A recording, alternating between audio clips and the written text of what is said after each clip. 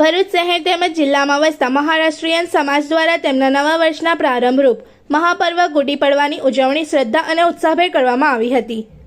આ અવસરે પરિવારો દ્વારા પરંપરાગત મહારાષ્ટ્રીયન વસ્ત્રો પરિધાન કરી ઘેર ઘેર ગુડી સ્થાપિત કરી પૂજા અર્ચના કરવામાં આવી હતી અને એકબીજાને નવા વર્ષની શુભેચ્છાઓ પાઠવવામાં આવી હતી। ચૈત્ર માસના પ્રારંભ સાથે આવતા આ પર્વને મહારાષ્ટ્રમાં વિશેષ મહત્વ અપાય છે।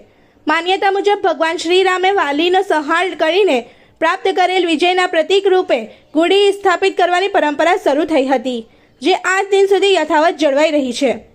ભરૂચ જિલ્લામાં પણ મહારાષ્ટ્રીયન સમાજે ઘરોમાં ગુડી ઉપર તાંબાનો કલશ મૂકીને તેને રેશમી વસ્ત્રોથી શોભિત કરી પૂજા અર્ચના કરી હતી। સાથે જ ચૈત્ર નવરાત્રિના આરંભને અનુલક્ષીને સૂર્યનારાયણની આરાધના કરી અને લીમડાના રસની પ્રસાદી ગ્રહણ કરવાની પરંપરાનું પાલન પણ કરવામાં આવ્યું હતું। આ રીતે સમગ્ર મહારાષ્ટ્રીયન સમાજે આનંદ અને ધાર્મિક ભાવનાથી ગુડી પડવાના પર્વની ઉજવણી કરી નવા વર્ષની શરૂઆત કરી હતી।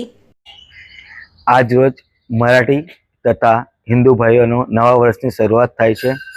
આજ રોજ અસત્ય પર સત્યનો વિજય થયો હતો। રામ ભગવાને રાવણનો વધ કરીને 14 વર્ષનો વનવાસ પૂરો કરી એ પરત ફર્યા હતા, ત્યારે ઘણા સમાજના લોકોએ વિજયના પ્રતિક રૂપે એમના ઘરો પર ઝંડા ફરકાવેલા, પણ મરાઠી સમાજે વિજયના પ્રતિક રૂપે આ રીતના ગુડી ઉભારેલી હતી।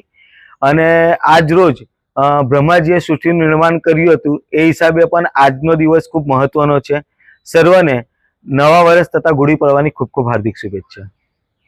इस वीडियो को लाइक करें, हमारे चैनल को सब्सक्राइब कर बेल आइकन जरूर प्रेस करें हमारी न्यू वीडियो सबसे पहले देखने के लिए।